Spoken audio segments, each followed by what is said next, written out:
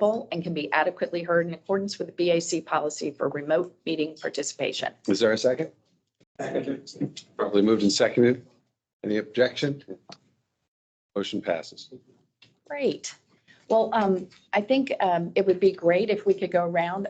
We do have some new members who have joined us today. And I'd like to give them a chance to introduce themselves to the group. And then we'll go around quickly and just do names. And Mateo, may we start with you? Sure. My name is Mateo Dunn. I'm thrilled to join as liaison to the Fairfax County School Board. I am a member of the school board. I represent the Mount Vernon district, and I'm happy to be here. We're thrilled to have you and the continued liaison and coordination with the school system. This is so important. So thank you so much for, we know you were excited to join us. I'm going to turn to Barfunsk. Can I ask? And the trick is it's on when it's red. Counterintuitive, but your mics are on when they're red. Good morning, everyone. My name is Barfunsk Baldwin. I was nominated by Supervisor Harity representing the Springfield District. However, I am the Executive Director of Homestretch, a nonprofit organization located in Falls Church. I've been Executive Director there for about 7 months, but I've been doing executive leadership work in the nonprofit space for about 20 years at the intersection of gender-based violence, poverty, and disability. So thank you so much for having me. I am thrilled to be part of this council. We're thrilled to have you join us. So with that, maybe Rip, could we start with you and we'll go around the room? Yes, I introduced myself. I'm Rip Sullivan. I live in McLean. I've been on AHAC for 10 years or so, I think. And for those new members, really welcome. It's just great to have you. This is a remarkable organization. And we continue to, I don't know about reinvent ourselves, but refine ourselves. And we get more remarkable every day as we do that. So welcome to everyone. Madam Chair. And I am Carrie Wilson with Cornerstones and co-chair of this committee. Morning, everyone. I'm Tom Fleetwood, Director of the Department of Housing and Community Development. Okay, hi, Mayor Place. I am the Disability Services Board appointee, and I live in Hunterville District. Good morning, Lamar Williams with Cornerstones. Molly Bensinger Lacey, Braddock District. Marlene Blum, a Healthcare Advisory Board representative. Yeah. Sherry Zamira, Community Action Advisory Board to advocate for low-income residents. I have to say real quick, across the street from me, some folks have moved in, and I think there are 2 or 3 families living there. Obviously, affordable housing issue, trying to be a good neighbor, but it's. Okay. Good morning. I'm Eleanor Vincent. I'm the Executive Vice President and CEO of Pathway Homes. And we've been on this committee for a while. I don't remember the names of the committees. Right now, I'm serving, representing the advocacy for this council. Good to meet you. Good to meet you. Good morning, Camilla McAfee. I'm the President and CEO of Wesley Housing, developer representative. Good morning, everybody. Ryan Sheriff from the Financial Institutions representative. Good morning, I'm Jill Norcross. I'm the Executive Director of the Northern Virginia Affordable Housing Alliance. Good morning, Nick Bracco with Lincoln Avenue Communities. We're a for-profit affordable housing developer. Good morning, I'm Joe Fay with Facets, representing the Alliance for Human Services. Morning, Ray McGrath, representing the Advisory Social Services Board. And I'm Ava Nguyen from the Northern Virginia Association of Realtors. I am Jerry Poggi. I'm with the Human Services Council as their rep, but I'm from the Hunter Mill Magisterial District. Jeremy Allen, representative of the Mason District.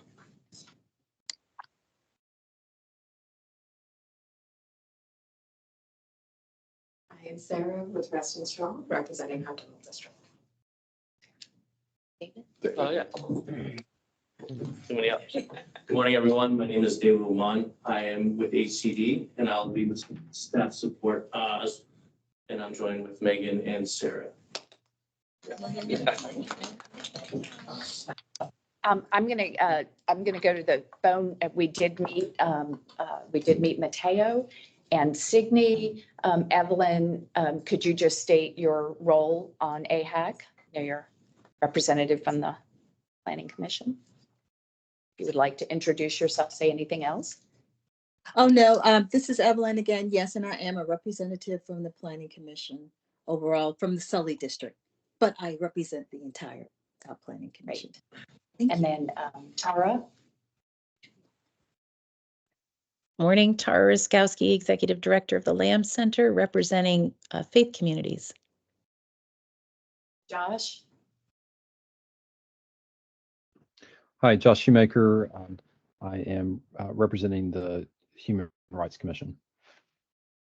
Yeah. And joining us, never late, always welcome. John Boylan, you want to just introduce yourself? John Boylan. John Boylan, failing in retirement very badly. Sorry, I was chairing another meeting. I thought I could end on time. Didn't work. So, and I represent the business community with the Dallas Chamber. Thank you. Reverend Dr. Carrie Kincannon. Is the mic on? Yes, sir. All right. Carrie Kincannon, and I'm the member of the district representative. Can we just go around in the back real quick and just introduce yourselves? Good morning, everyone. Nat Stratford with the Fairfax County Office of Human Rights and Equity Programs, Fair Housing.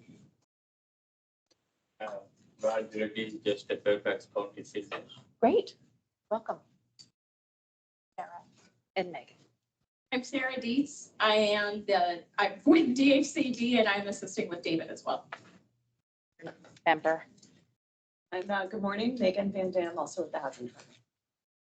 That's great. Mr. Chairman, before we go into our, thank you, everybody. And I think it's important just because every time we come together, there are new members and there's a lot of energy. I'd just like to say a few things and then turn it over to our part-time delegate to maybe give us an update from Richmond, co-chair. I want to note there's some great materials at your seat that Tom and others will talk about, and we'll get talk about that. At our December meeting, we really had a wonderful opportunity to kind of deep dive into 3 work plan areas that we've really wanted to do. And for those of you who weren't able to be here, I really want to make sure that we engage you. Around the table, and I sent last night, is a list of the committees that have been active and have changed over time, have different, and we are kind of restarting. And I mentioned in my email to you all that we really want to get going again with more member participation, bringing particularly our newer members that we haven't been able to fully take advantage of your skills and experience and ideas. It should be, it's not everybody. There's a few of them coming around. Maura, thank you. So feel free to note, just scribble your name legibly or on the back if you're interested. We'll be doing this formally, but putting out the charge of each group and how we see this working with us as we come to our June meeting and we're sort of looking at FY 2026. So I just wanted to mention this and the leadership of various folks, but we had combined the legislative and budget team, and you'll hear from Jill and Jerry and others on the work that's been done there. Nick and Jill had taken the lead on our sort of land use and development policy issues, and John, Ava, and Carrie had taken the lead on our new sort of community engagement, some exciting stuff there. Plus, we always have fair housing, and Jerry has really been helpful to our staff and to me and Rip about thinking about how we do a better job of onboarding new members and getting you more quickly into things. So we'll be talking more about that. It's going around, and feel free, again, if you see something that interests, you'll get a full charge, but I wanted to make sure we didn't leave that on the table. That meeting was very good, and you'll see some of the results of that work in December, and we'll be following up for those of you that weren't able to make it, as well as those of you who are new. And then second, we've welcomed some new members. We're just thrilled as we continue to build out the roster of expertise. We got to figure out how to best take advantage of it. There is, we will add to it later if we have time, but I did just want to acknowledge that in Reston, because while homeless services and homeless integration is no longer the direct charge of our committee, as we know, it's under the Fairfax County Continuum of Care. Of course, homelessness is certainly related to the availability of housing, right? That is so we will always have input to the Continuum of Care. Maura is a representative to that body, as well as Dr. Vincent, and there may be others who serve on the Continuum of Care board. But I will acknowledge that you will have seen, some of you will have noticed in the press that in Reston, our shelter is 40 years old. We have been way behind on the plans because of the need for Reston Master Plan and some other comprehensive plan updates for rebuilding of a shelter and addressing needs. And we have one of the largest unhoused populations in the county, both in terms of folks who join us in the winter seasonal program and overflow programs, as well as people who are living unhoused in an encampment in Reston and who have been really wonderfully supported by our community, including Reston Strong in terms of support. But given the fact that we have a green light on a lot of development work to finally begin in the Reston Town Center development, we will be working with Fairfax County, with Hunter Mill District Supervisor Office, Alcorn, with Reston Strong and other interested parties to stand up new temporary overflow facilities to address the needs of this larger unhoused population. So I wanted to reference that. We'll be talking more about it. Maura Williams is the contact on our lead and with the Continuum of Care, but we'll have more information and Tom may have more to say about it. But in case you've read about that, we're excited about the opportunity to maybe pilot something as we're looking at a greater homeless population than we've seen in years. So I just wanted to reference that right up front, and we might have time for that. And then I'm going to turn it over to Rip before we dive into our regular agenda. Thanks, Carrie. We are ever so lucky to have you here and in Reston. I am a lawyer by trade, but I have this part-time gig. It's a part-time, full-time gig in the General Assembly.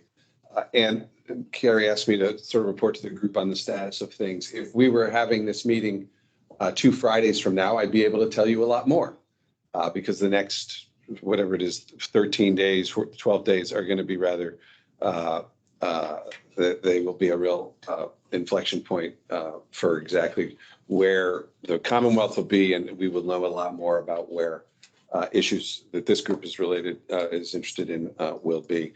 And that's because the governor, I'm sure everyone in this room is deeply plugged into all this. The governor still has several hundred bills to act on, which he has to do by, I guess, midnight Monday. He has vetoed a bunch of bills already. He has signed a bunch of bills already, but if this is a round number, but I think he still has 300 or 400 bills to go.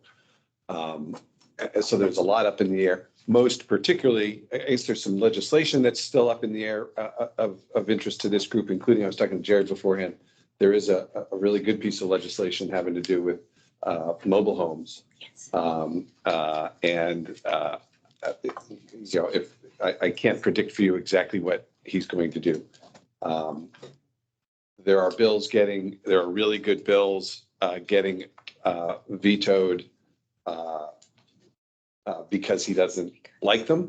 And there are really good bills getting vetoed because there's some personal politics going on. And it's just hard to know right now which bucket that bill might fit into. I want to say it's a little worrisome that he hasn't signed it yet. The bill had a lot of support in the General Assembly.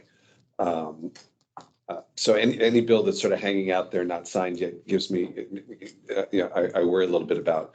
But on the positive side, or looking at it from a more positive perspective, he's got a lot of bills to get through, and so this may just have been sort of at the bottom of the pile. We'll have to see. The big kahuna is the budget, and I can run through some numbers for you here about what's in the budget. And then everyone knows where we are with respect to his plans with the budget. He's been so far, I wouldn't have expected him to show his cards yet, but he has essentially two options. One is to veto the entire budget and sort of start over. We do have a July 1 deadline looming. It doesn't happen very often in Virginia, but we could find ourselves on the front page with a potential government shutdown coming. I certainly hope that we don't get anything, nothing like that comes close. He also has the option to go through the budget, and Virginia somewhat unusually has a line item veto. Only lawyers could love some of the intricacies of how that works. There are some things he can draw a line on and just cut out. There are other things he can't because of the way the Constitution reads and the way the Supreme Court has interpreted the Constitution. There are some things that he can't go through and line item. And then, of course, he can make proposed amendments. All of this, by the way, is something we're supposed to deal with in one day on April 17th. I'll be back in Richmond. And, I've been doing this now for a decade. Typically, it's a rather, it is a quick day. There are some formalities.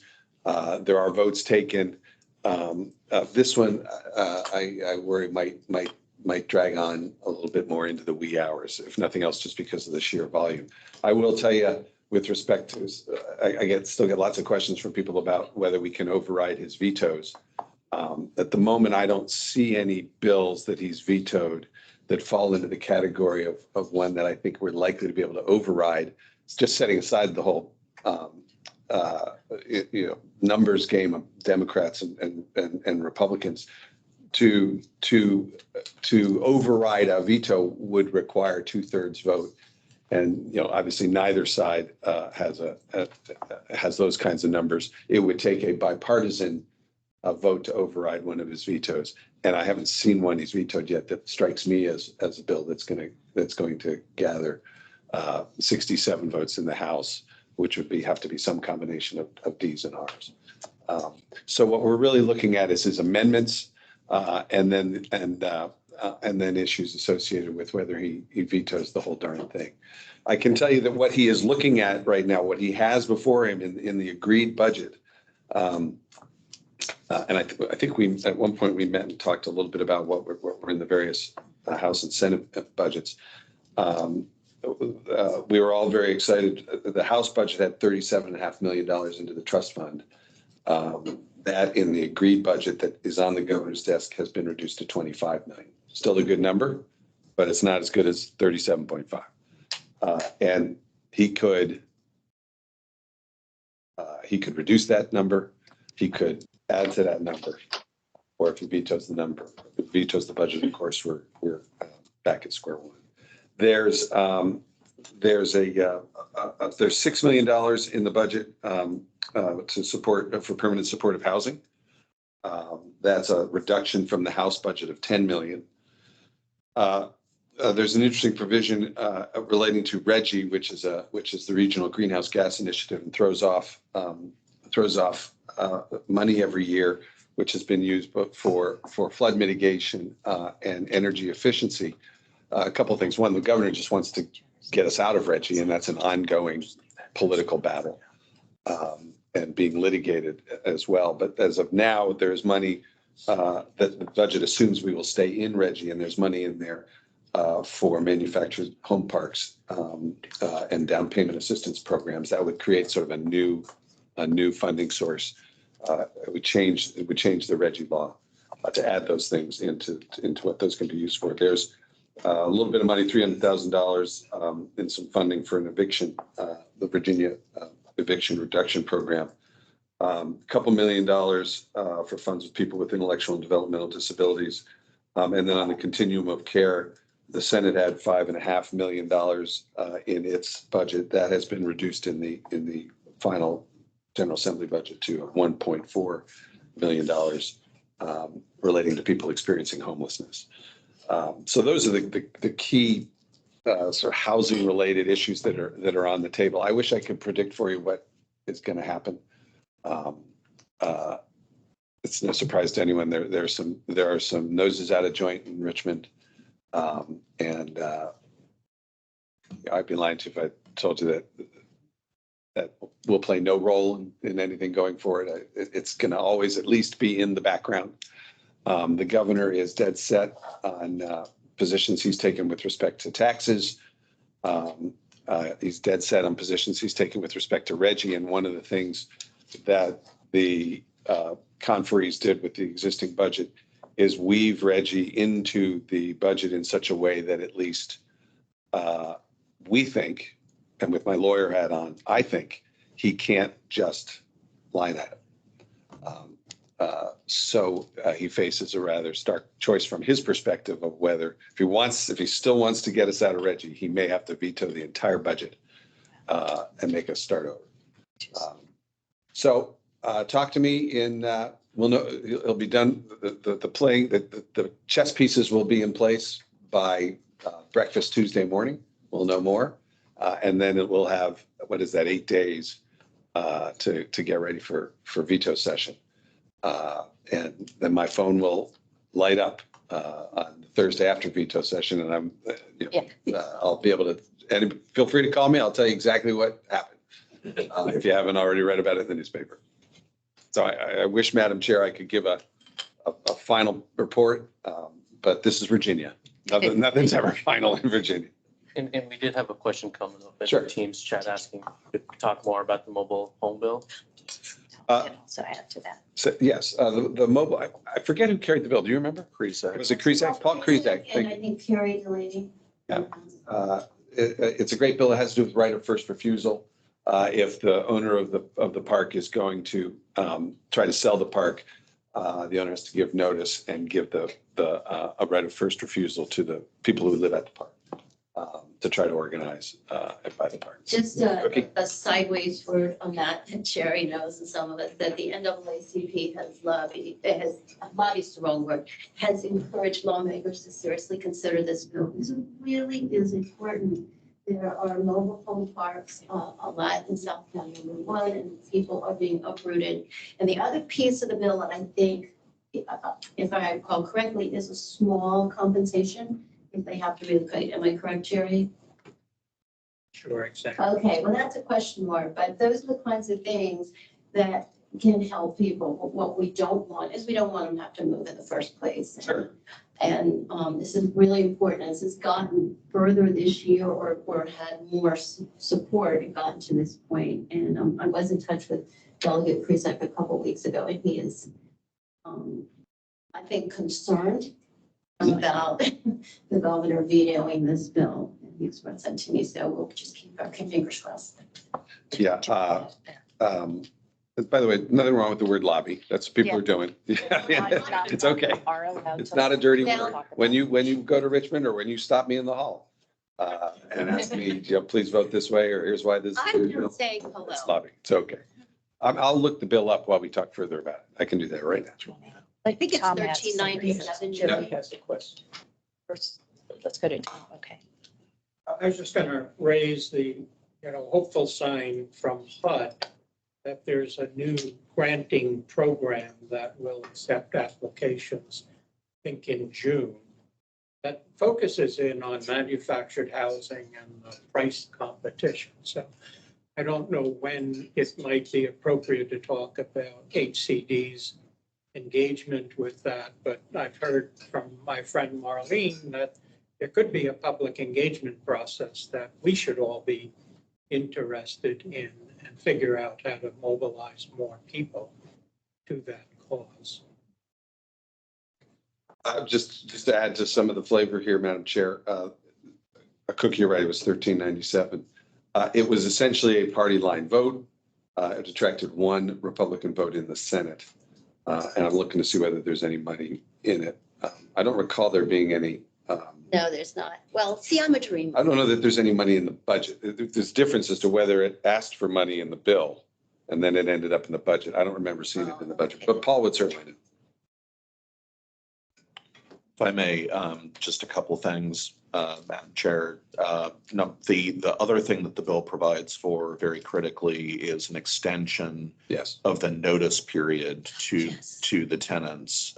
Previously, the Manufactured Housing Act had provided for a 60-day notice period in which the current residents had 60 days to put together and submit a competing offer for the property in the event of a sale.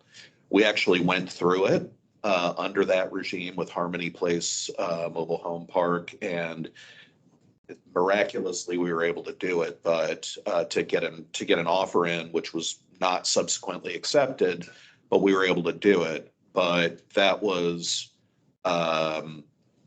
the additional 30 days that the bill would add would have made a lot of difference in that situation, and will make a lot of difference going forward.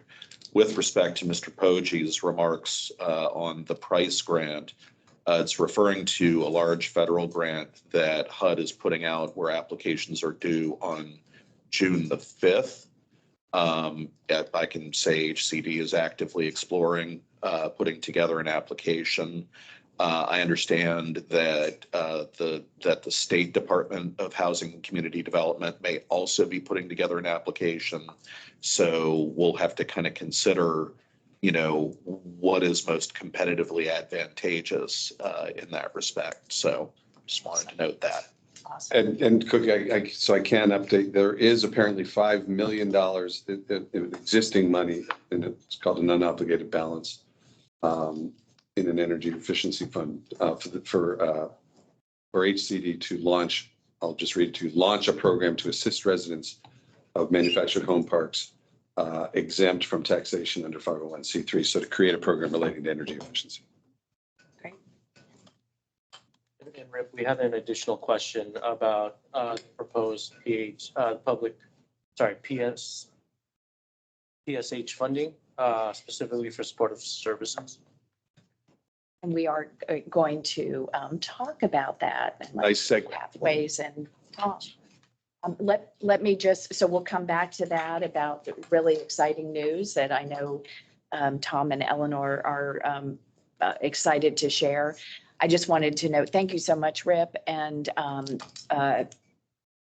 for all you do and for everybody who's been in touch. I do want to note, if you recall, the issues that we just talked about are issues that AHAC has weighed in on, both through the legislative priorities for the county each year, really had some very good, deeper conversations on the executive committee that came, a year or so ago, listing out some of the changes that we wanted to see in manufactured housing policy, and of course, driven very much by our colleague Mary Payton and Jerry and others. What we're hearing now, and one of the things we are trying to do and why this committee work is important, is that when we hear these things, we're ending the session, but now is when our work begins. What did we achieve?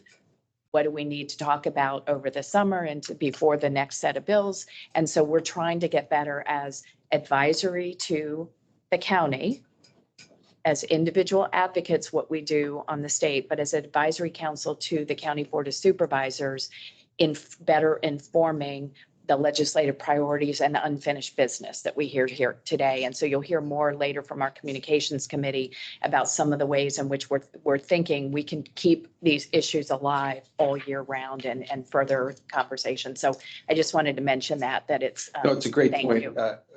We've talked around this table now for a long, long time. The next session will be here before we know it. And preparation for next session, as Carrie said, my preparation for next session will start as soon as this one's over. And so if this group were talking about our priorities next December, that's too late. Too late for the Board of Supervisors train has already left the station. My train's already left the station in terms of prep for the next session. So I'm really thrilled that the group has recognized that we need to sort of move that up the calendar to increase our effectiveness for affecting the session, because what doesn't get accomplished this session, next session. So I got to invent a next session. So I get rookie legislators will walk up to me and say, I don't want to wait till next session. I said, well, don't worry, it'll be here before you know it. bill doesn't make it this. Sometimes the very best bills take, a session or two or three to marinate. Jerry? And so I was just going to suggest getting back to our work. We have a subcommittee that's dealing with budget and legislation. I would, implore you to attend after a session is known and completed, meeting of that subcommittee. I think I'm on it. If I'm not, ex officio. I think that'll get us jump started early enough to hopefully have a bigger impact.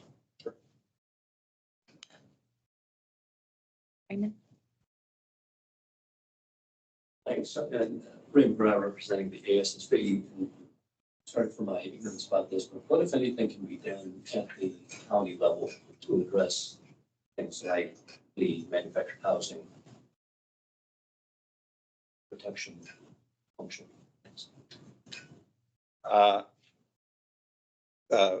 The answer, I think the answer really is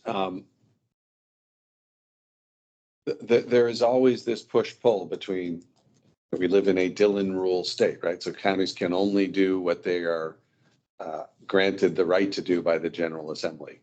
I know the county's been as involved as it can be, or at least as it thinks it can be in all of these issues. This kind of change, the county could not do on its own.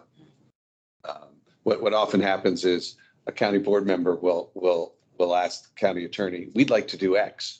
Can we do that? The county attorney will say, well, we don't think we can. And that ends up being a bill in the General Assembly, giving counties the authority to do particular things. Some huge percentage of bills, I don't know what it is, but a lot of bills every year relate to the General Assembly saying, okay, we're going to allow counties to do the following things. And with respect to this one, this will change the state code that won't allow the county to do it, but it will change the state code to say, here's what the new rules are on notice and on an opportunity of first refusal. That's something that only the General Assembly could do.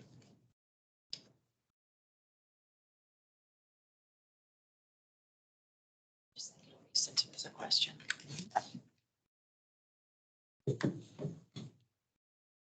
Shall we? All right, so good morning, everyone. Again, Tom Fleetwood. I'm the Director of the Department of Housing and Community Development. I think my presentation is going to appear on the screen very shortly. But I think I'm going to skip ahead in it to slide number 5, if we could. Sure. This is too exciting. Sort of the big news, kind of coming off of our discussion with respect to homelessness, is that the Housing Authority, Fairfax County, in the form of the CSB, and our dear friends of Pathway Homes have formed a partnership with the State Department of Behavioral Health and Developmental Services to provide 300 new permanent supportive housing vouchers for Fairfax County over the next 3 years. This is, really sort of game-changing news for us. And it funds both the housing component and the supportive services. And it's valued at over $20 million over the initial 3 years. We expect to begin leasing these vouchers in May of 2024. We're gearing up. And it is a very substantial option for persons with serious mental illness, including particularly those who have experienced chronic homelessness. So this is a huge step forward. We are very excited about this. I might turn to my friend, Dr. Vincent, to speak a little bit about Pathway's role. The Housing Authority's role will be as the administrator of the housing vouchers.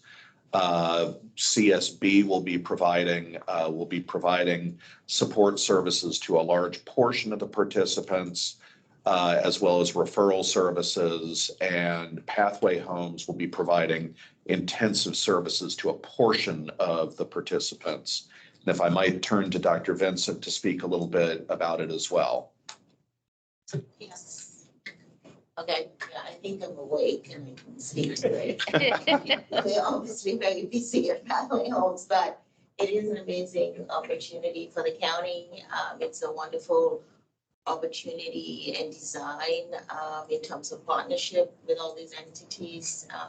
Obviously, we've worked with the DHCD on several things. We've worked with the CSB throughout our 40 years of existence, 40 odd.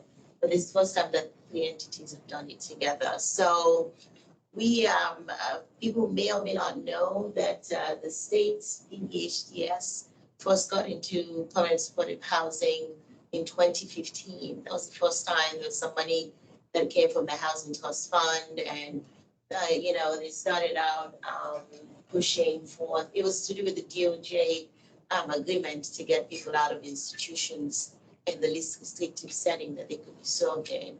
And so the state took the lead in that, and they got these funds, and that's where it started. They'd never done it before, and so we started out with 35 of those beds, individual units, in collaboration with Alexandria City, CSB, Fairfax County, CSB, and Pittsburgh County, CSB. And that legacy PSH, as I call it, is now up to 200 beds scattered around, you know, Northern Virginia. So during that time, the state, I think, has seen the ROI of that type of design, and they've done one better, which is something we've advocated for the longest time, which was that the states add to the sort of community treatment teams in Fairfax County. The sort of community treatment team is a high fidelity, very intensive design for providing community-based specialized services to adults with serious mental illnesses. It's pretty regimented and highly formalized team with about 9 or so people on the case, including nurse practitioner or PCP and people specializing in substance use disorders and a whole bunch of different things, including peer support. And so this money that's coming into the county, 50 of those beds will be dedicated to individuals who need ACT level services. But the beauty is that the entire is to PSH. Because in our legacy program, you know, just imagine 200 people, and the priority is folks coming straight from psychiatric institutions, with the history being that in the past, these are folks who will go through residential group homes and be there for a while and work their way into living in their own units. And the priority now is that they're coming from the state hospital straight into their own units. So we're on very good terms with a lot of leasing communities and legal persons and the supervisors' offices because of all the stuff that happens with these people in their homes. The ACT services is intended to really supplement what the CSB can offer, because the CSB has ACT services historically in South County, Mid-County, but nothing in North County. And so we are always, you know, stretched for people who need that level of intensity of services. So this is really going to fill that gap. And so we're very excited, and you know, it's a big lift for everybody. It's a huge lift for DHCD because you guys currently administer that program, which we use for other things, and we know what it's like to do the rental subsidy. It's a big lift for the CSB because it's a slightly different role. We can do it, but we can only do it well with everybody stepping on. This is like a systemic approach. No one person can do it. So we are ready to go. We've got a new office in Leston for that team. Here they've been there. We've hired, I think, maybe 60% of the folks. And I think we're just ready. We've been having conversations with the CSB and the state in terms of what the referral process would look like. We know that DHCD is setting up your shop to do this. So yeah, it's exciting and thrilling and validating and exhausting all at once. But I think we're gonna beg forgiveness and permission from the community because the community has to step up. One of the things they talked about was people, you know, who were living in. This is intended to address challenges like that. But NIMBYism will be our biggest challenge because these are people who will be there'll be units scattered across the county. They'll have leases in their own name. They may be your neighbor somewhere. So the community, in terms of celebrating this and really maximizing the opportunity, so we have the best ROI. There's going to be a lot of tolerance for some of the things that we probably see. There needs to be a lot of ongoing communication between all the entities involved. But I have no doubt it will work because it's worked. We've seen it work. And then the rest of those beds that make up the 300 is the RFP that the state currently has for supportive housing teams of 75 units each. So exciting and scary all at once because and everybody else, Fairfax County does not necessarily have the housing inventory right now to absorb all those people. I mean, we're working on it, but so there's work to be done. And thank you. So good.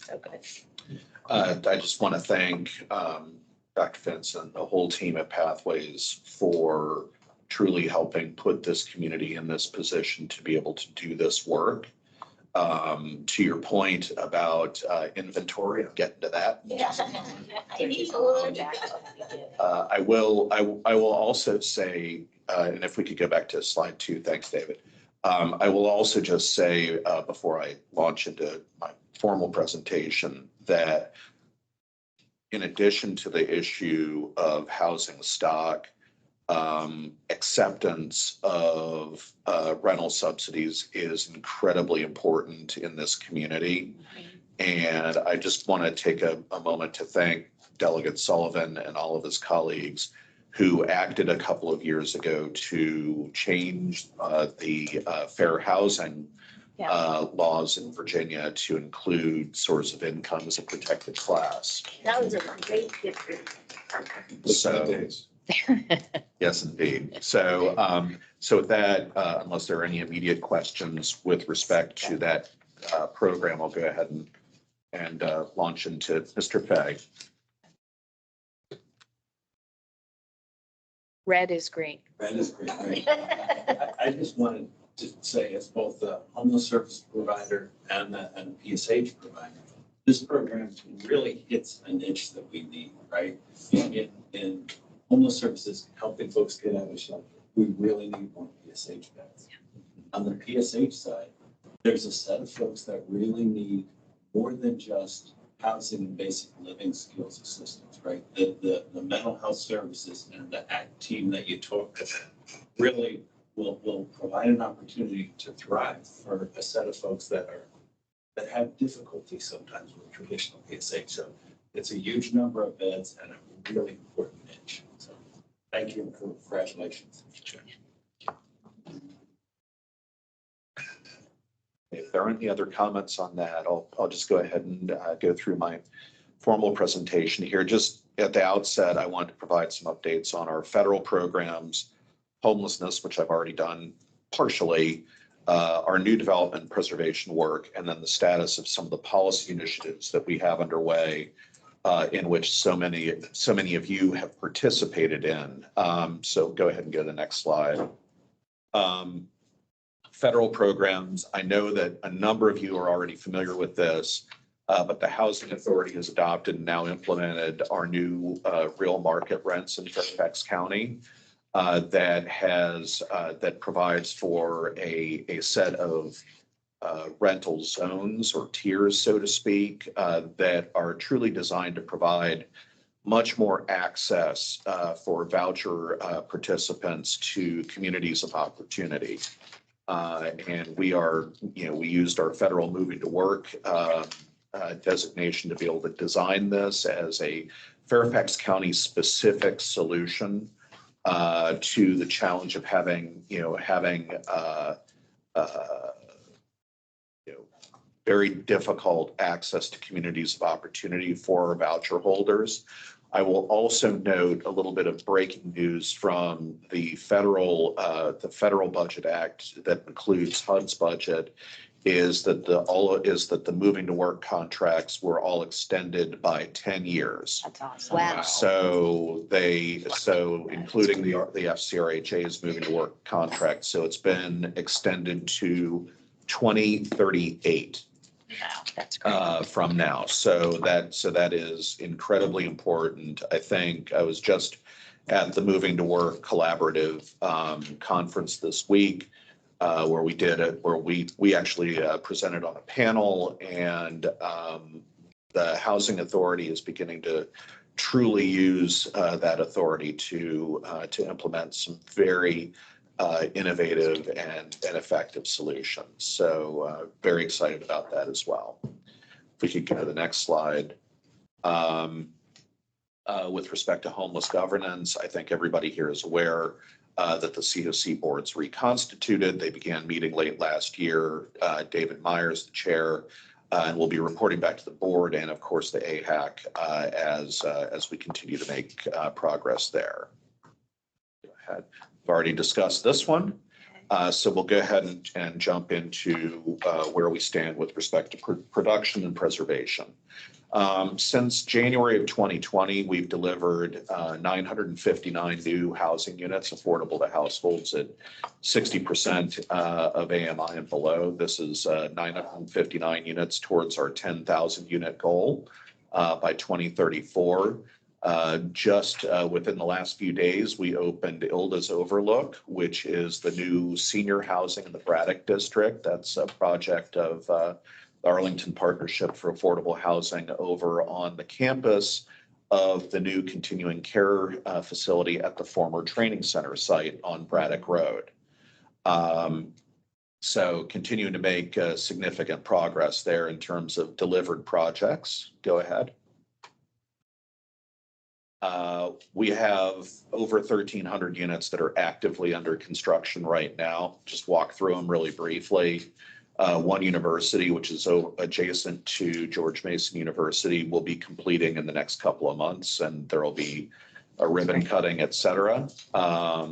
Somos at McLean, the financing just closed on Tuesday and is moving forward. That includes substantial financing from the Amazon Housing Equity Fund as well. And so it is now under construction. They're tearing down the old office building there. And we're underway there. Autumn Willow, which is the Michaels organization's project over in the Springfield district. It's a senior project and it'll be completing at the end of this year. If you happen to be over on Stringfellow Road and can drive by that project, it is really cool. And, you know, this sort of very bucolic kind of location, and the design is great. It really takes advantage of it as well. So it's going to be a great project. We have this small project called the Exchange at Spring Hill Metro. That is under construction as well. It's over 500 units and a new 30,000 square foot Fairfax County Community Center on site is delivering there. So they're under construction, and that'll be delivered, we're hoping, around the middle of 2026. It's just steps away from the Spring Hill Metro Station. Go ahead. In our development pipeline, we've got a lot going on. Just hit on a couple if I could. We are, Telestar is one of our first building repurposing projects. It's in Merrifield. And we're going to be closing that one towards the end of this calendar year. Residences at the Government Center 2, which is the Lincoln Avenue project, is going to be moving forward. They've submitted their tax credit application, as has Kindred Crossing, which is Wesley's project, one of our very first faith-based community property projects. It's a wonderful project in the Mason District. And they've also submitted for tax credits. Beacon Landing is permanent supportive housing in Fairfax City. It's a partnership between Wesley and the Lamb Center. That's going to be just a terrific project. The financing is underway there. Housing Authority has a few new development and renovation projects that are also that we're also preparing for And Cornerstones also has its permanent supportive housing project that's moving forward. The comprehensive plan amendment, by the way, we now have public hearing dates for both the Planning Commission and the Board of Supervisors, and I think we'll be sharing that here with everyone as well. Yes. So go ahead and move forward if we could. In planning, we've got a wide variety of projects where the board has or is preparing to transfer property to the housing authority. My expectation is that for both of those first two projects, East County and Innovation, that we will be putting out solicited requests for proposals during this calendar year. So we'll be having competitions for those. James Lee Homeownership is really a very cool little opportunity that we have to deliver small scale affordable home ownership. And we're actually in the process of bringing on a new director of home ownership who's going to oversee our partnership work for that and other home ownership development opportunities. And then the Chantilly Library and Centerville projects are a little bit further down the road. Go ahead.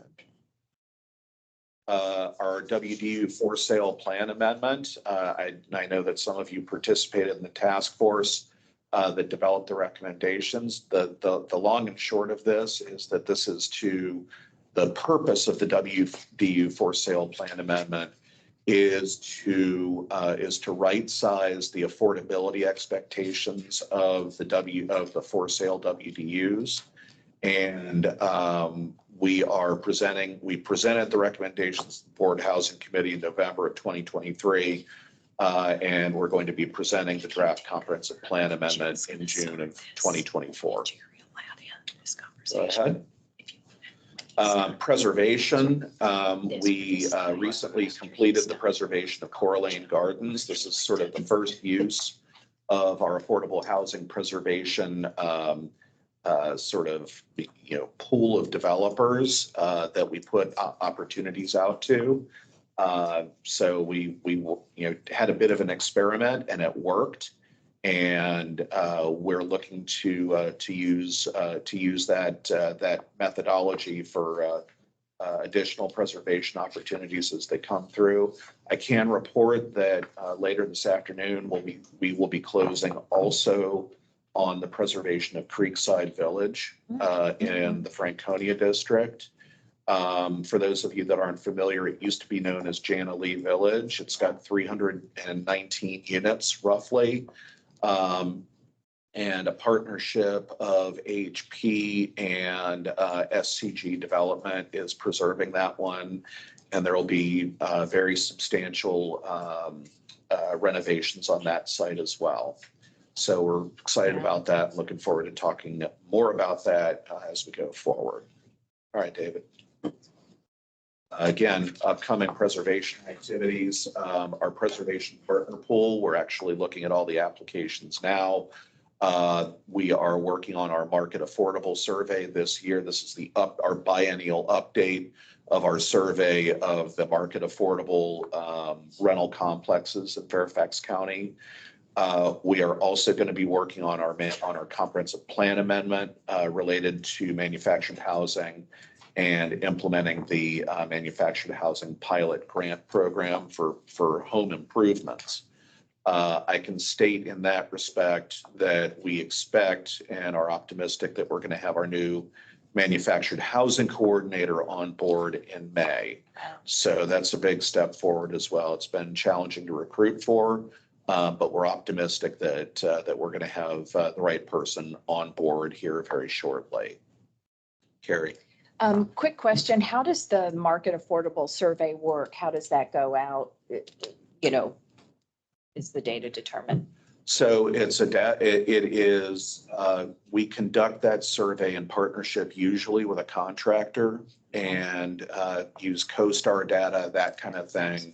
So it's less of a door-to-door, tell us what your rents are, than it is a pulling of all of the data out of CoStar. And that's the data we see on our on the dashboard. On the dashboard. That's right. Yeah. So if we could go to the next slide here, just to kind of give everybody an idea of sort of the timing of all these efforts that we have underway. Again, the WDU for sale comprehensive plan amendment and guidelines will be coming through and hopefully done by July. The relocation guidelines related to the preservation, our preservation policy should be completed and adopted by the board in July.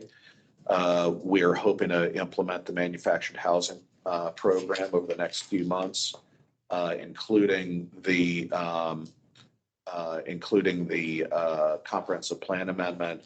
And we're also going to be working on relocation guidelines for manufactured housing as well. So I've droned on quite a bit. I'm very happy to answer any questions that you may have. I know I saw that Signe was writing through in the text with some questions as well. So glad to answer any questions you might have. Yeah, and their question was, what mechanisms do we have in place to ensure that the properties that have market rate of units are truly offering the affordable units to the desired recipients? And also, what mechanisms do we have to make sure properties that are affordable are kept in good condition? Okay, so with respect to the market affordable housing, we refer to them as market affordable because we do not have any restrictions on them or any other, sort of regulatory role in them that happen to have what I'll refer to as naturally occurring affordable rents.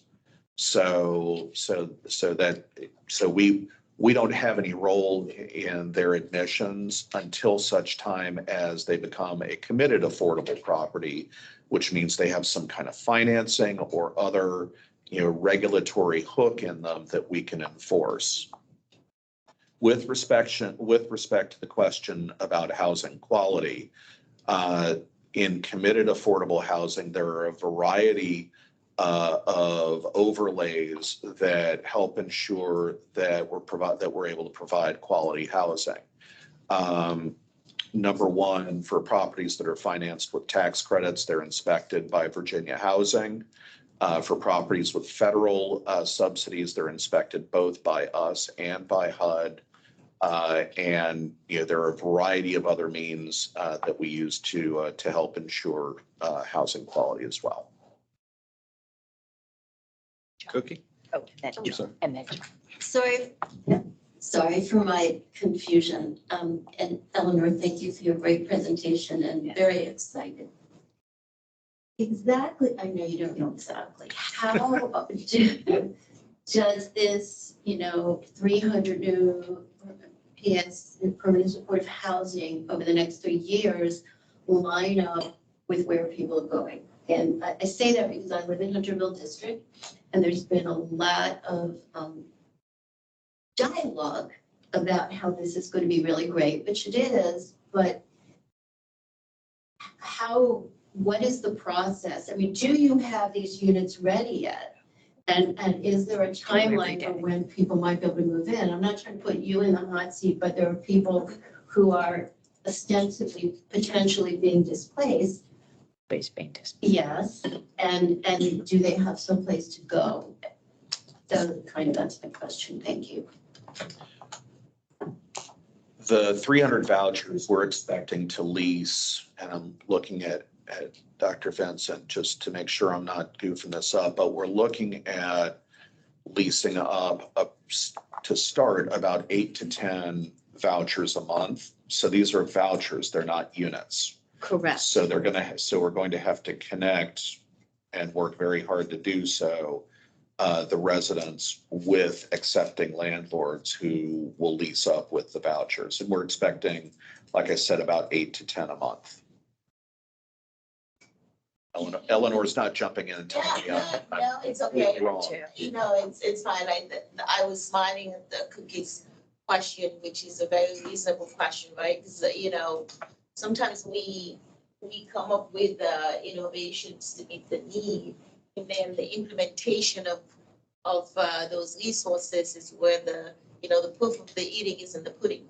That's where you kind of figure out, is this gonna work? Because you can have a lot of resources, but if it's not well managed, or either in timing on how you appropriate those resources, or how you screen people, or, how you deal with landlords and all of these a million different details that go into it, we could be back here a year later saying, wow, that was a great opportunity, but oh my goodness, all these issues. I think to kind of add to what Tom is saying, may not be able to answer this question outside of like an ongoing conversation, because there's so many pieces to it. The plan, that is the plan. That's how the vouchers are targeted to be released right now. And I know for the people who are getting ACT services, there's 4, our mandate is 4 of those vouchers would be for those people receiving these intensive services. Once they get the voucher, our task begins, which is helping them to locate these units. We have existing relationships with some of the developers, APA, even Conifront, people like that, in terms of utilizing these units that are coming on board to place people, so they would be scattered across the county. We have to take into consideration where people actually do want to live. They may already have existing national supports in certain areas, they may have jobs or things like that. So our goal is always to help people find these units in places where they have these natural supports, so they're not totally, what is the thing, like move to places where, like the case in the news where that people are moving to jails in California because we don't have enough places to put them in Maryland. Anyway, I digress. That's so possible.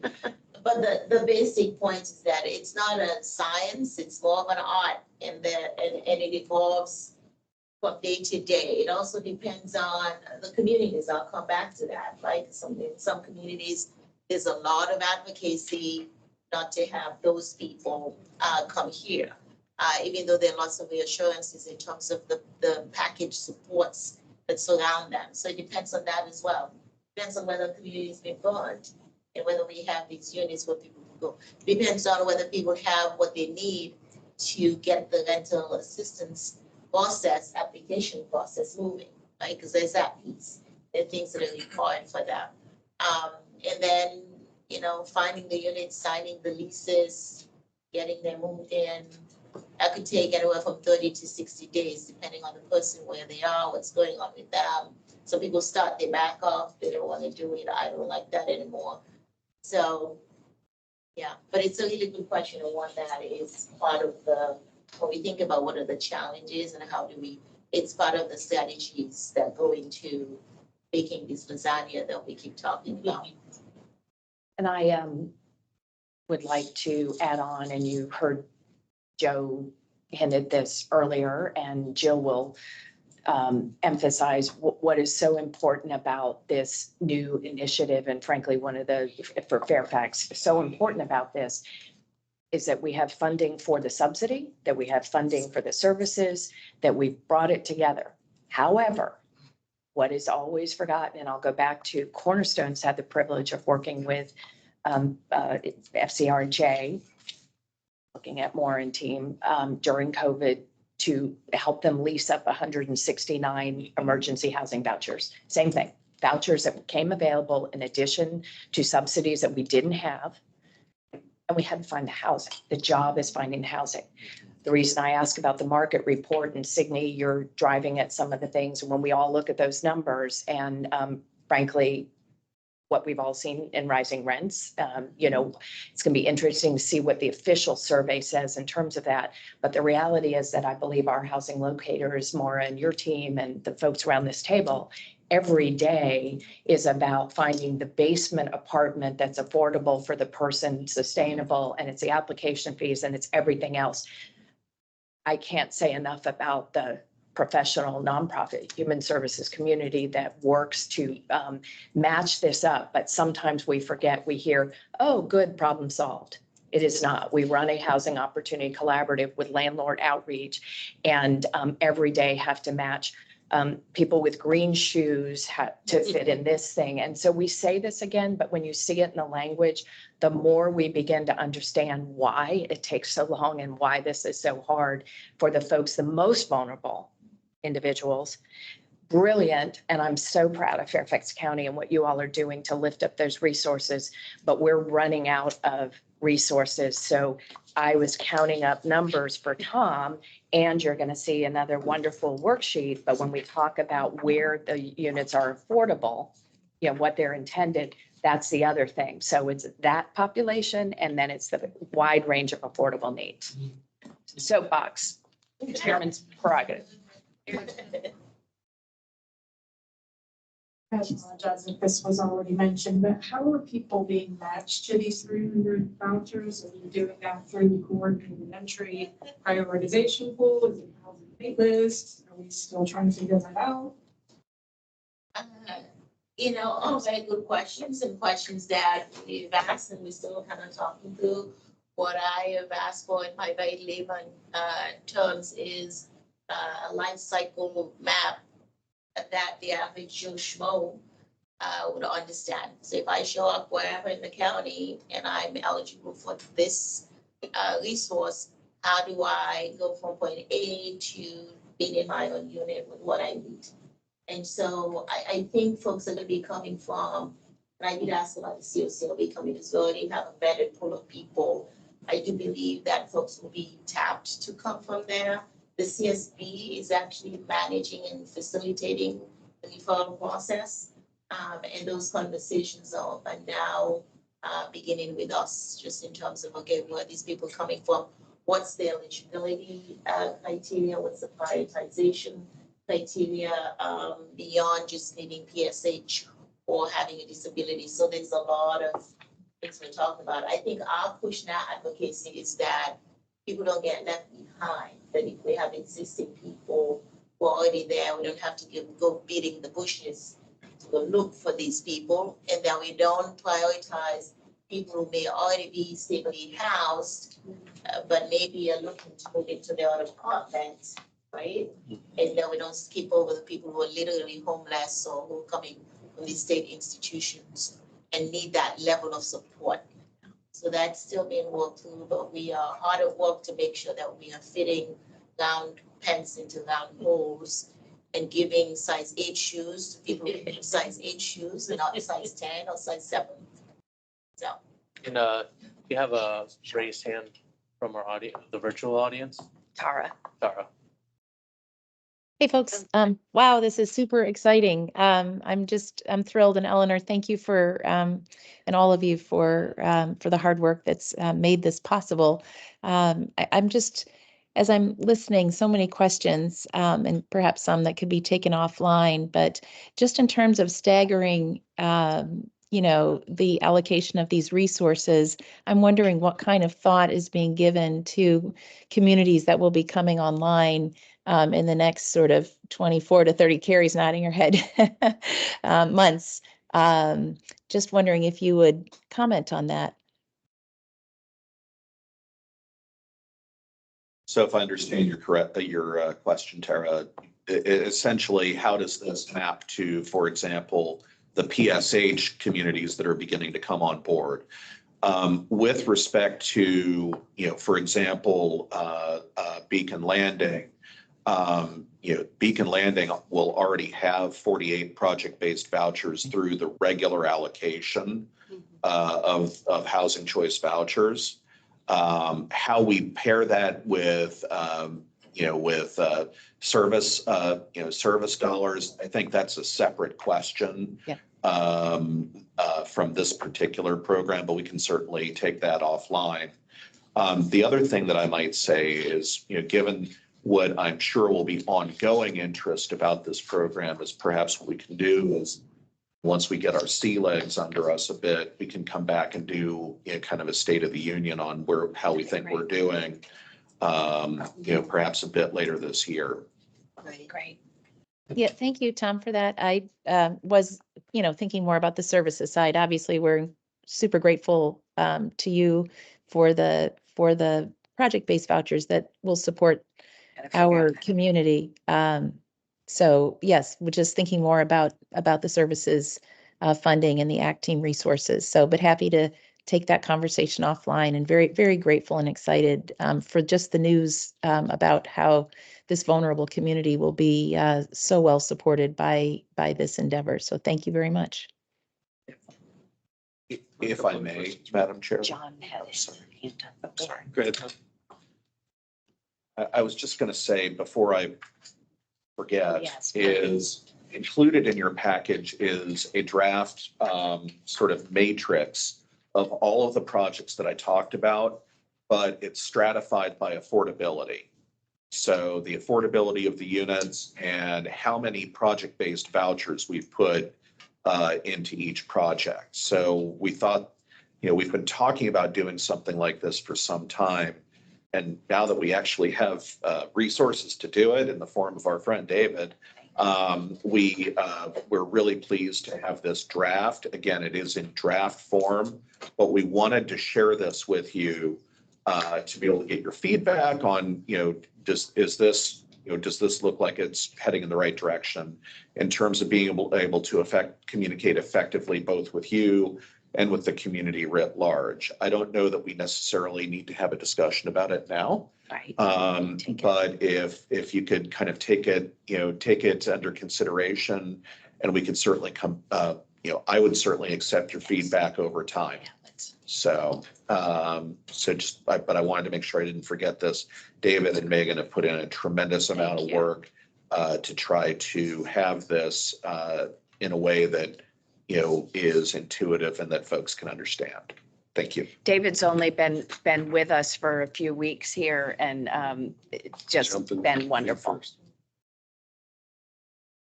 John, you had a question? Oh, I actually was just going to say thank you, David, because we have been asking. This is actually quite helpful, even in that all in one place. So thank you. Megan led a lot of that initial work, and she's not here right now, but. And Megan, wherever you are. Thanks very much. Yeah. Thank you. So Tom, in terms of the outreach, you're trying to take a position for, we should all be conversant and have some of these numbers at our fingertips.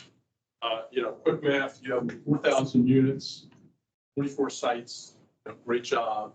Where does that fit in terms of our 5,000 goal and our 10,000 goal? It's almost like you want to have that CSC campaign. Where are we at filling up the bubble? So the Board of Supervisors, we kind of brag about that, and we know we're not there yet. But again, we're almost to the point we could be asking for more because you're doing such a great job. Just thoughts on the big picture.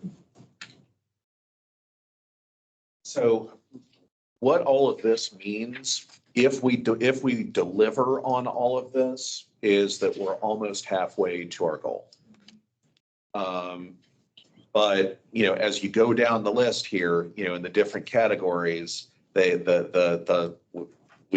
we go from metaphysical certitude of the delivered to the quasi aspirational of some of these. So not all of this is a done deal. And I think that there's a way for us to possibly represent that graphically in a way that you can kind of hand to someone and say, if all this happens, then we're about halfway where we're getting close to halfway where we need to be. What else do we need to be doing? And the geographic spread is important too. Jerry, then Sherry. Yeah, I just wanted to say, part of your presentation forces us to think about flow. How much of this is happening now and how much are we planning? Maybe the question on the PSH, it's like a big flow diagram of thinking, how do we get from all fill? I want to take it to the 30,000 foot level because, we're going to hear from Jill talking about our budget points. We're so happy that there are new positions allocated within HCD. We see the eagerness for filling the manufactured housing person's position. Some of us are also saying, if we opened up more in the direction of additional HCD resources, would we be able to meet the challenge in any given year? How many preservation projects come before our eyes that you can't act on because you can only act staff-wise on a few that are coming before you? The same way with the creation process. You know, how many new ones, you know, working on new HUD grants.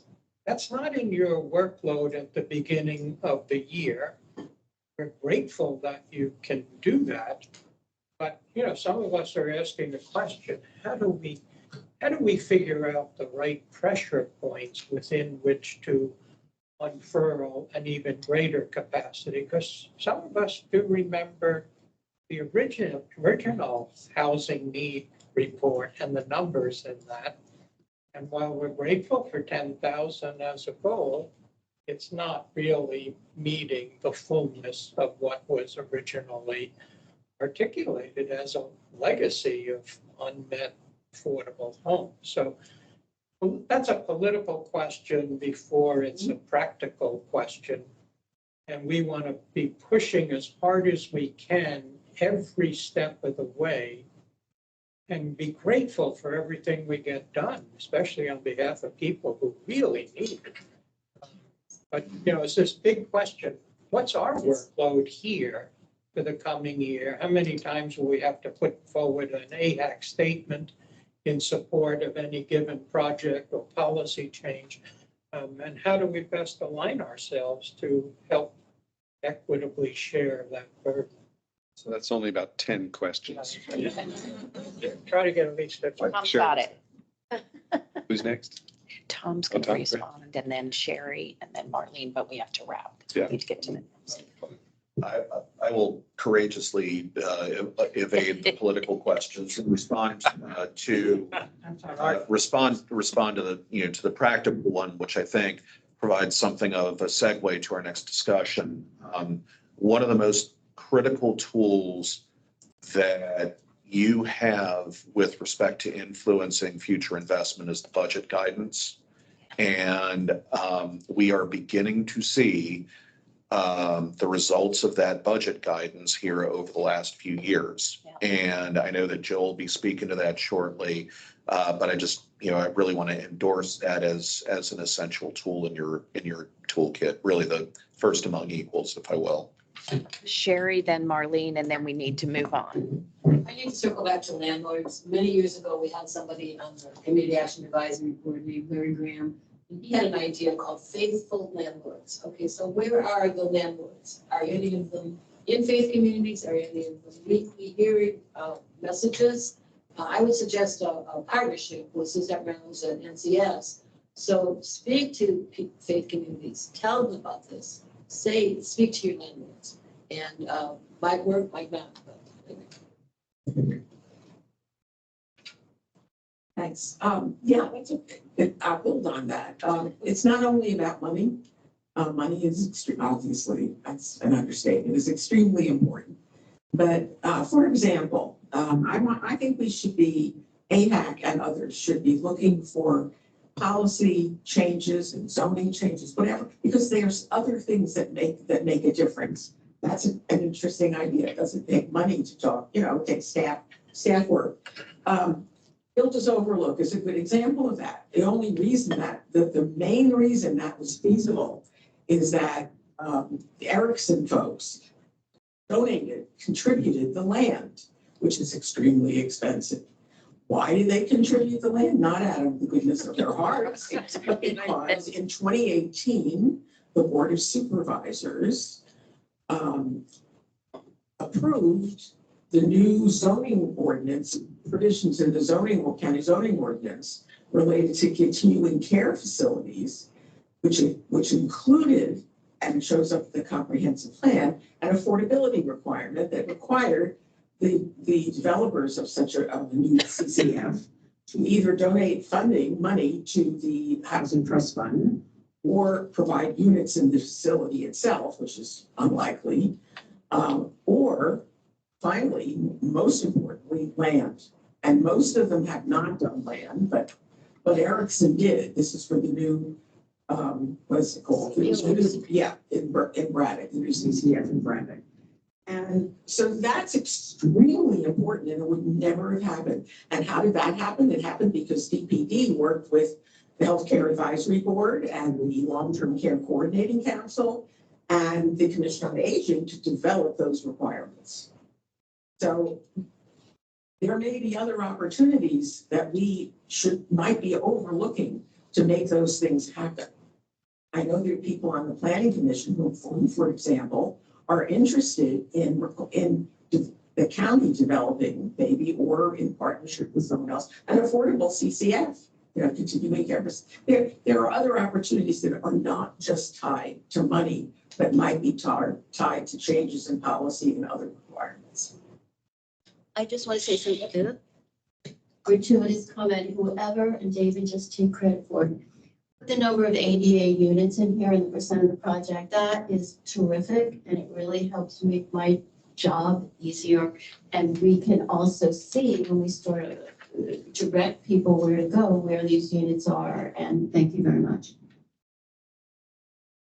Before we gonna turn over you to go through our agenda, but Marlene, I think that's exactly why your points are so well taken, why we've put together these work groups, that we need to start thinking about that. And so, it's not Carrie, it's Jill and Nick's started a conversation about what those issues are, getting our planning commissioner involved. So that's what we need to be thinking about with our staff, about what are the feasible things that we might do. But thank you. Any other questions? We do need to move on. Any other questions on this topic? All right, Jill, you want to lead us on our budget preparations? Sure, thank you. So appreciate the opportunity to talk to you about the budget. I am relatively new to budget analysis, and so I wanted just to level set some expectations because I'm just going to assume you aren't tracking it very carefully, although I do know we have several members of AHAC who do an incredible job of tracking the budget for us. But in case you haven't been, this is a tough budget year that we're facing in the county overall. They projected very modest revenue growth. So the real estate tax base is only increasing 2.73%. Our Board of Supervisors, along with the county manager, did propose a 4-cent increase on our real estate tax to $1.135 per $100 of assessed value. This is the first tax increase that we've seen in Fairfax in 6 years. So because if you are lucky enough to be a homeowner in Fairfax County, you may notice that you've been paying higher tax bills, but that's really because of the appreciation. So this is really the first time the county has enacted a 4% increase, which is significant. I think we have not seen that in the county in some time. What we're up against is hearing from homeowners that are saying 4 cents is too much. So our elected officials have a really tough job before them to try to decide if with this 4-cent increase that only allows a surplus of $3 million. So we really aren't seeing increases in investments, and especially in housing, even though we have done an incredible job, as Tom has shown us, in making progress on our affordable housing goals. But this year is tough and next year is going to be tougher. So all of that, just wanting to kind of give you some perspective on where we are. This AHAC budget guidance has been a group effort. For those of you who haven't been through this with us before, it's been a process of the executive committee meeting in March to kind of get this started. I think we haven't been totally aligned with the budget committee meeting to kind of get these talking points out earlier. The goal is to kind of finalize this draft if we can, and we're here today to get your input on it. And then for those of you who aren't interested, we have the opportunity, and I encourage all of us to participate in the budget hearings that will take place April 16th, 17th, and 18th.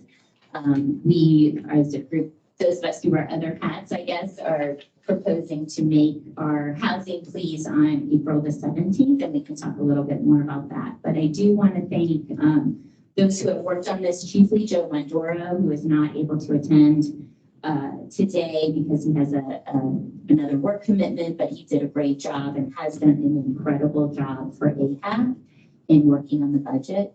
I want to thank the executive committee and thank Jerry Koji, and I want to thank Marlene Blum also for helping me get educated on what effective advocacy looks like on the budget and how we can be stronger in our messaging, understanding that our supervisors do have a tough job before them. Thank you to staff too, who did a great job kind of adding comments, providing a lot of the detail and framing and data that's necessary to help us be stronger advocates as we move forward. So for those of you, again, who have not done this before, no question is too basic. So feel free to ask questions as we go along. A lot of times that's how we kind of can provide stronger messaging. And just want to thank, Carrie also, who provided comments too. And it has been a group effort, but just want to kind of walk through some of our fiscal year 2025 budget meeting bullets. But before I do, does anybody have like general questions about kind of the state of the budget and how we got here so far? All right, we'll go for it. So you have seen Fairfax County, thank you, Tom, really has done an amazing job over the last 10 years getting to where we are, I think, in general. So I think it is so important, even though we know we have a lot of needs, that we do thank the county and thank our board of supervisors for making hard decisions to kind of get us to this incredible list of, built, under construction, proposed projects. So wanting to make sure that that is part of any messaging that we have. However, we're going to start out with the need and our points. And again, thanks to HCD staff for providing this data, but we are just highlighting what the housing and support service needs. As you've heard so much, it's important that we talk about both. It's not just the units, but it's the supportive services needs that many of our lowest income residents benefit from. So you can see, I won't go through this because I think we've talked about it a lot already, but there's some bullet points about the rise of evictions, the homelessness point in time count going up, and we will have, I think, 2024 numbers in May. Is that when that comes out? May, June. So not in time for our budget advocacy, but just demonstrating that. And then we move into the thank you for all the collective actions that our county has taken. Obviously, our 10,000 new unit goal by 2034. So that's 10 years away. We're almost halfway there. But I think, we all understand that pausing, taking our foot off the gas is not going to help us get to that number of units that we need. I think it is important that we highlight the specific actions that have been taken with these amazing new partnerships through the PPEA programs and the recent openings that we've seen and the total number of units that are in our pipeline. So you can see that is a bullet point of what's happening on the unit side, new construction and preservation, and then also a recognition, of course, of the housing choice voucher rent increases that Tom talked about through that real market cadence standards. That's a little wonky, but again, that really does allow people to move into areas of opportunity in our county, because we know, we have seen the data that we are an amazing county, a very wealthy county, but there's certainly pockets in our county where people aren't doing as well and thriving. So I think that addresses that. Of course, we talked a lot about the new vouchers, the 300 supportive rental assistance vouchers. So we need to highlight that and the benefits of that. However, we talked today about the need for those actual housing units. Where are they? Where are they coming from? Where are our landlords? Who's going to step up? And just recognizing that additional production is going to help us get those goals. We need to kind of keep hammering that we need more of our units to reach goals. I think an important point that this committee and council has worked on in the past is the One Fairfax policy. That's our equity policy. If you're not familiar, we have an incredible department team led by Carla Bruce. For those of you who aren't familiar with it, I really highly recommend you take a look at One Fairfax's equity policy. And DHCD and RHA have really been a leader in implementing the goals of that policy. So we need to kind of continue to make sure our elected officials know that it's of importance to us all in achieving our equity policy goals. So The ask is always interesting, and I think that's where, we can have our part of our conversation. So we have had in the budget guidance a declared goal of 2 cents on the tax rate dedicated for housing.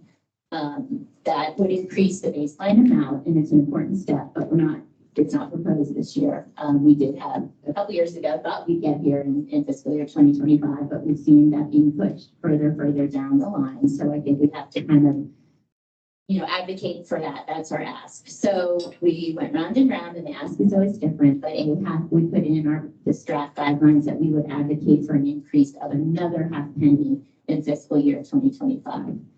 Now that's going to be tough. We've really benefited from quarterly reviews of our budget, and the supervisors have been very committed to putting any of the surplus funding toward housing. So we just need to commit the drum. I mean, we do need a full penny or more, to be honest with you, but that's what we put in this draft ask. So on the back sheet, which is another important component of what AHAC does, is we also give budget guidance. So this is the bigger picture of where we've been and where we're going. We ask them to kind of do this for this year and in future years. So again, talking about those quarterly reviews, that is a review that the county does with the extra surplus money in the budget. And again, we've been extremely fortunate to have a lot of that surplus funding go for housing production. It's really kind of kept the production pipeline, and affordable housing fund going. So we need to continue to ask for that. Of course, a dedicated source like the 2 pennies would prevent us from having to keep coming back in this perpetual advocacy, but it is something that we have to do in all jurisdictions, frankly. So you can see here our draft budget guidance. We also do thank and want to acknowledge the fiscal year 2025 budget support for that additional positions in staff. Those are critical. As you can see, Tom needs the extra support to kind of achieve our goals and a lot of new programming, PSH, everything like that. So that is our overview of the draft. I'm happy to try to answer any questions. We'll defer to those who have done this for a lot longer than I have to kind of give any historical perspective, but interested to see how you all feel where you are at this point. Very. Jill, and thanks again to everybody that worked on this. I think one item that was missed in our email iteration was that actually, I think we talked about that in the budget guidance and the action that by 2027, our baseline for 2 pennies, and that is the language that's currently Yes, working its thank way you. through. Yes, thank you. And we can update that. Make that change. That is something that we have seen in the budget. I think that was changed last year. It kind of keeps moving, but it's really important that we highlight that. So good point. Thank you. Just continuing the investment, and I have a couple of other minor edits, but this is good. And of course, AHAC will submit this as formal testimony. And I know Jill and Jerry can speak to how you make it your own for those that are submitting. Can I have a quick question? If these 5 additional positions that are referred to, do they include the 3 that come, or where are they? Because I thought that there were 3 that come with these new 300 PSH vouchers.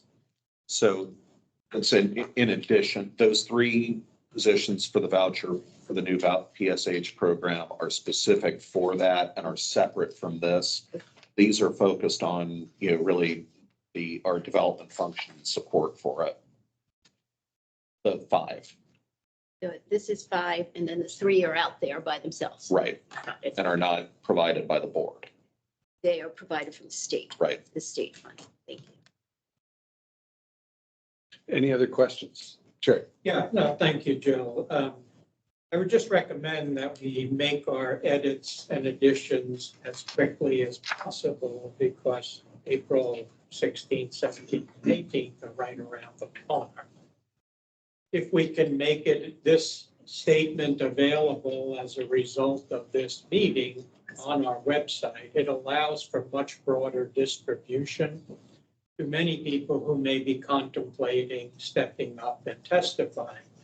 You only have a 3-minute opportunity if you're an individual, a 5-minute opportunity if you wear a hat of an organization, which means any one of these points could exhaust 3 minutes or 5 minutes.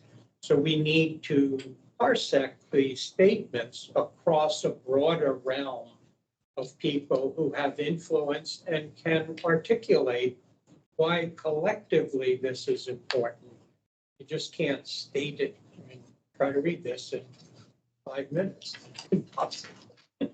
So, yeah, I'm not saying, anything is wrong. I'm just saying we need to activate ourselves collectively around the table, but also with all the other people who we connect to, really become more conversant in why and when this would really do good for the citizenry. But I'm trying to get somebody else or get you to do video.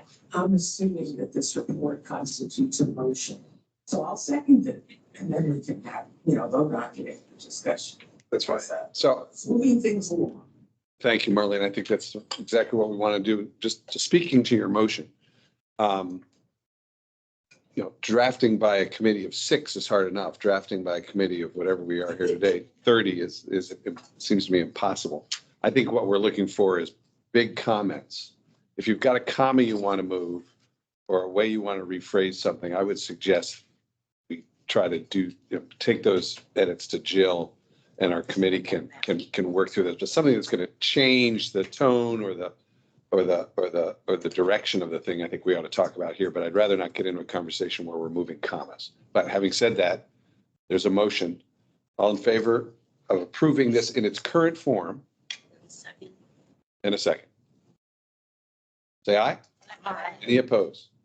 Okay, so it's here before us, its current form. I think we're ready. If anyone has any comments they want to direct towards Jill or committee, can we hear those? I will note Carrie's previous comment that we add language that the total adjustment for 2 pennies in the real estate tax by 2020, fiscal year 2027 will be included. I just have a couple that might help with the general reader. As we talk about the increase of a half penny, it might be helpful to say where we stand today. And many don't. And then Great point. I was curious on the second bullet point, our talking points. So could you speak into the mic? I'm not sure. Thank you. Wasn't clear to me that the intent or the importance of the drop in the percentage of unlawful detainers. So maybe it is clear to everyone else. But we talked about the rise in the number of evictions, but then the lowering of those evictions as a percentage of unlawful detainers. Since this is for, a broad audience, just to clarify why that's important. Thank you. Or even what it means. The lawyer in me knows what it means, but some folks might not. But Thank you. That's excellent. Yep, we can clarify. just so, Jerry made this point, so everyone around the table and online understands, no one's going to get in front of the board and read this. This is going to be, frankly, in my view, the more effective piece, with all due respect to whoever's going to present for us. The board members are going to have this, their staff's going to have this document, and it will last. The testimony, which is important, will be gone in the ether.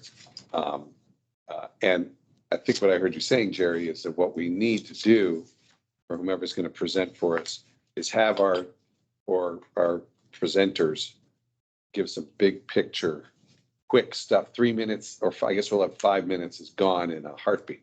It's hard to say your name in 3 minutes. So I think we need to be really careful and capture themes rather than the details in the oral presentation. So many organizations are already prepared to do testimony on behalf of more affordable housing. The knowledge of what is encapsulated in the statement can be spread to them so that they're focused in their portion of what they're most concerned about. Could be ending and preventing homelessness, could be preventing evictions, it could be meeting the challenge of home ownership for people who have never gotten there. That's the opportunity to know a bigger framework and to speak in support of the framework as well as speak for your particular advocacy imperative. Sure. What we found with CAB is that testimony by people that these policies affect, okay? Folks like us that have a home, we get up, we talk, blah, blah, blah. But people that are experiencing it or have experienced it are really more effective. So I'm not sure, I know we have some folks, but you might have some folks too, but it really makes a difference. Because otherwise, it just feels like we just continue out. It's like, oh, there they are again. And just a point of clarification for people who aren't familiar with the CAB, the Community Action Advisory Board, it is made up, or our charter is to be made up by 1/3 of individuals with lived experience or low income individuals. So that sort of provides the context. And it has been, I'm sorry, it's been a struggle to try and get those individuals to testimony. It's intimidating. It can be hard to get to the government center, even though you can submit video, that sort of has its own barriers. But that is our goal.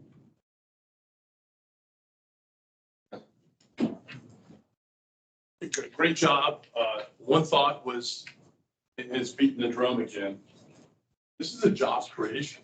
We have 24 sites. The number of folks that would be employed, that will use our services, that will rent equipment, it's amazing. And I don't think the Board of Supervisors take advantage. We've talked about getting some numbers together, but I really think we need to share that, because the bonding authority, the ability of what Tom and his team does and provides, it really is amazing for the community. And likewise for the Fairfax County Public School System, which has over half the budget. You know, they're improving all the facilities, they're doing bus maintenance, buying buses, they're doing all the kinds of things to help generate the economy. So that's just one thought put in place. The other thing is, from my 10 years of experience doing federal lobbying, when you say the 2 cents, you just go, here they go again with that penny story. If we have a penny and we're only adding a half penny, don't put 2 cents, put the penny and a half penny, right? Tell them the story so they already know they've done good, instead of doing the big number. And it's easier to say, no, we'll cut, right? Or you ask for more and you cut. But just a thought, instead of putting the 2 cents to get ahead of what you're growing up to, it's easier for them to say yes or to tell the story. Because that's ultimately what this paper does for them. It gives them the facts and allows them to have talking points to go back.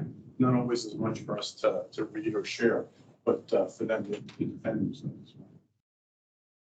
Yeah, thank you. I think it is, the 2 penny piece is really looking, and it wasn't captured in here, at the fiscal year 2027 is where we want to see it. And I think it has been kind of a consistent drum we've been banging for a long time. So I do hear that. And then, the reality of the half penny is tough this year too. So we want to be aspirational, we want to push them.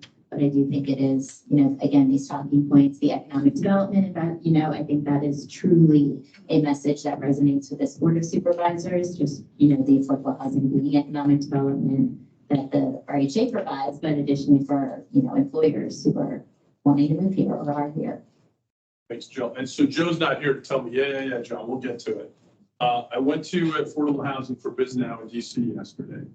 And just as a side note, Steve Wilson from SCG talked about, what is the one project you've worked on that's the most proud of? One university, at university. So we're getting attention. Everybody there somehow talked about Fairfax, was really encouraging. But Amazon's the model. They're not the only ones. So we're in trouble, or we're going to have, tough fiscal, for the county dollars. We've got folks that are willing to write the checks. We got to figure that out. And it's almost where, Tom, we need to sit down and do this. We can't do it as a subset of this group or some other group, and figure out that, innovation fund or what the fund is. We've got, and we're tailor it so defense contractors can do something to help veterans homelessness, or for the folks that first responders. We've got folks willing to write a check, not as big as Amazon, but when you start adding them up, it makes a difference. And they just need to know that they're responsible. And we've got a great track record at Fairfax to show them what we can do, more so than other places within the DMV. So I just think we need to take advantage of that. We don't need to put it in this budget, but it's something we need to be talking about on the side about, hey, I got the fiscal problems we're about to face, we've got those loans step up and help. Any other comments? Oh, I'm sorry. Dr. Vincent? Oh, Thank you. I'm sorry, yeah. that's those eyes in the back of my head. Sorry. Would you mind, I've got to come to the table, so. would you mind, Here you like, go. speaking into the mic here, Brett? Got it. Thank you. Sorry. Well, I'm just a citizen. Answer, I have a question on your statement. Is Amazon doing an philanthropic effort, or they got a ton of money and they're just giving a penny out of it?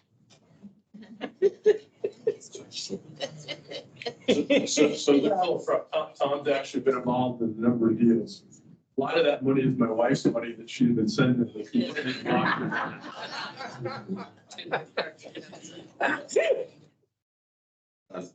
Not commenting on the spending habits in the Boylan household.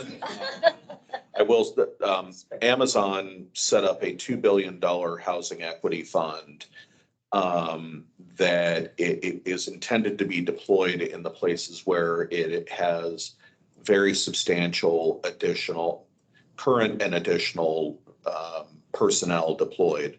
So Puget Sound area here, and I believe the other one's Tennessee.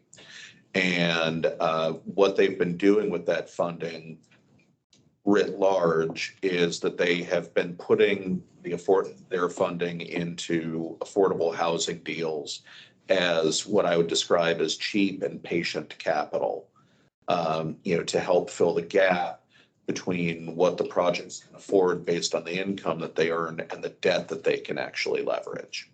So I wouldn't exactly describe it as philanthropic, but it is,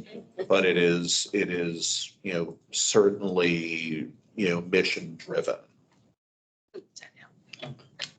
And I will add that, Northern Virginia has really won out and all that, the 2 million. I think they're up to like 700 or 750 million came to Northern Virginia projects. So kudos to all of you, to Tom, to Fairfax County, Arlington, Alexandria, really, who were kind of ready for those, had projects that were ready for that investment. So, but again, that is winding down. I don't think we're going to see any more of that big money here. I just add, John's statement, I think, is one of how do we wind up for the vast majority of the business community that haven't yet held in their imagination that their own workforce is really their most precious resource, and they're being priced out of living close to where they're working. Look at the number of drivers for Amazon Prime that are on the streets, and realize when this investment was made by Amazon, it was before that took off through the COVID pandemic as a venture that has destroyed so many built offices or retailers that are now been taken over. So we've got to get a little bit more aggressive in saying, well, here's your growth of a workforce, Amazon. You could contribute again because there are multi-billions of additional dollars that have come into Mr. Bezos's coffers that could be put to good social purposes for his own workforce, but also for the community. And John is correct. We don't have yet the key that unlocks the imagination of other big business entities, that they too could reap the acclaim from communities for doing this reinvestment. It just can't come from pennies from the taxpayers or very limited resource allocation into HCD. It has to come from many more effective streams.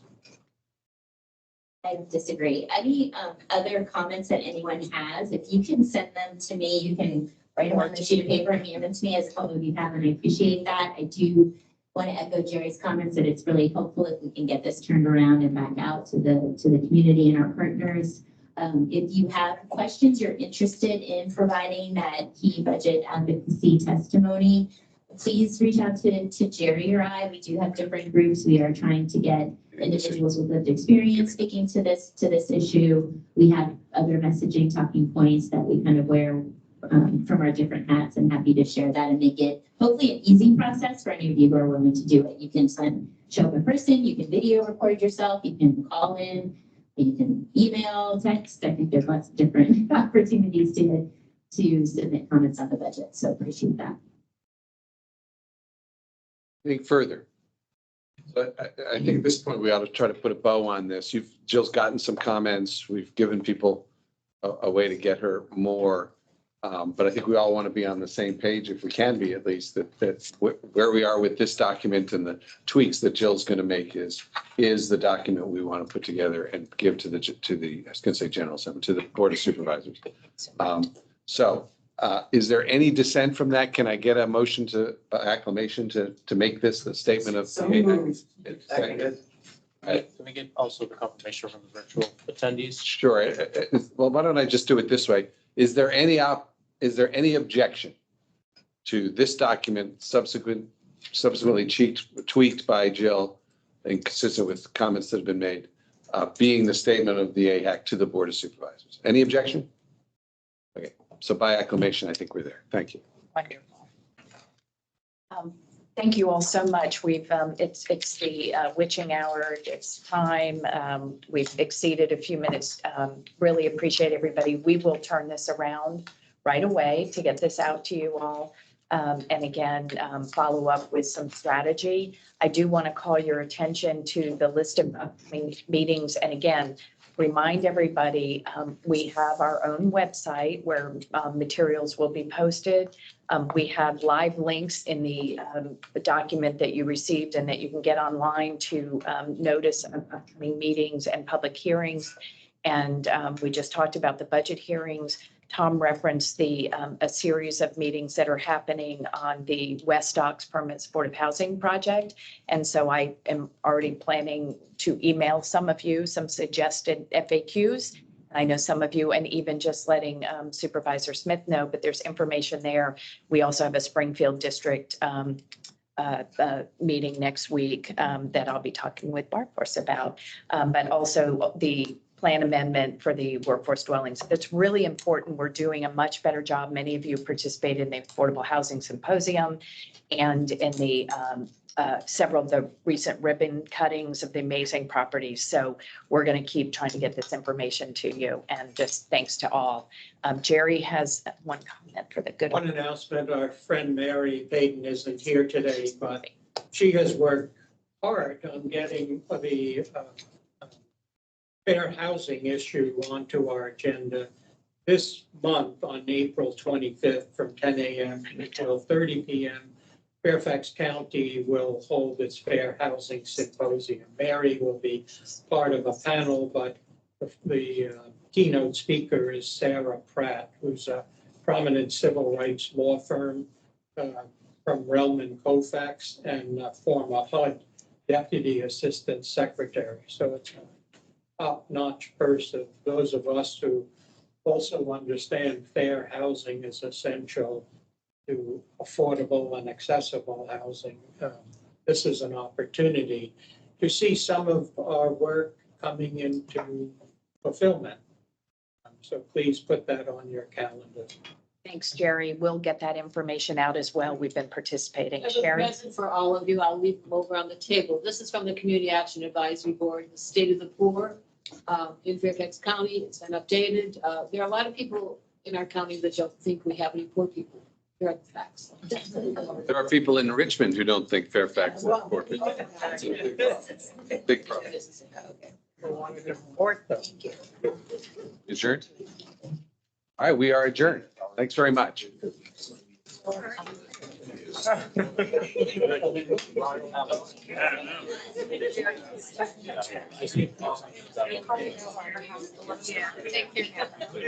up there. I think we had a lot of people. Is it in 3 months?